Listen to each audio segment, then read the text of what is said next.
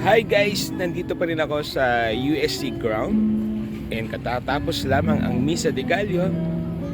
Napansin natin sa mga umaten sa pamilya, nagkitaan ko sila ng mga ngiti sa labi nila dahil for how many years, for second years, natuloy na ang Misa de Gallo for this year's celebration of Christmas.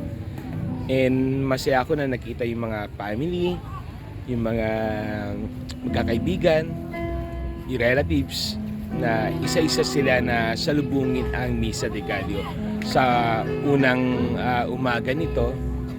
At dito nga sa labas ng UST ground ginanap ang Misa de Gallo. And for tomorrow, I think dito pa rin yata hanggang matapos ito on the 24th. And in-announce kanina 10 o'clock PM mangyayari ang final mass for this Misa de Gallo. Misa de Gallo is nagiging special na celebration, lalo-lalo na sa mga Katoliko, dahil hindi kompleto ang Kapaskuhan kapag walang Misa de Gallo.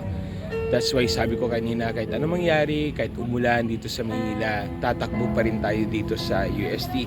And I'm glad I made it.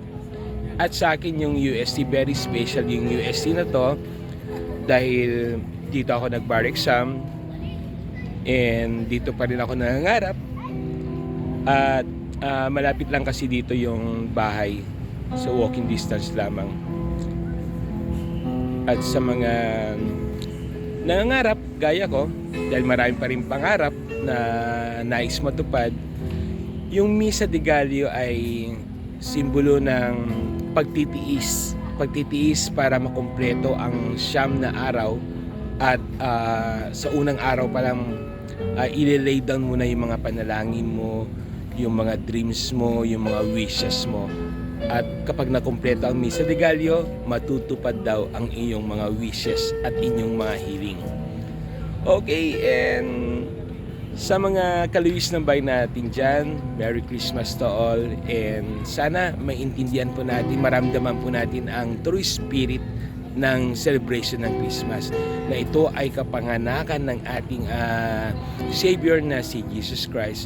Tayo magpasalamat sa Kanya at tayo'y humingi ng tawad sa Kanya na bumalik po tayo sa mga nawawalan ng pag-asa, sa mga nawawalan ng pananampalataya sa Kanya. Ito na po yung panahon para bumalik tayo sa ating paniniwala at manalig ulit sa Kanya. At ipagdasal po natin na matapos na yung mga nangyayari sa buong mundo,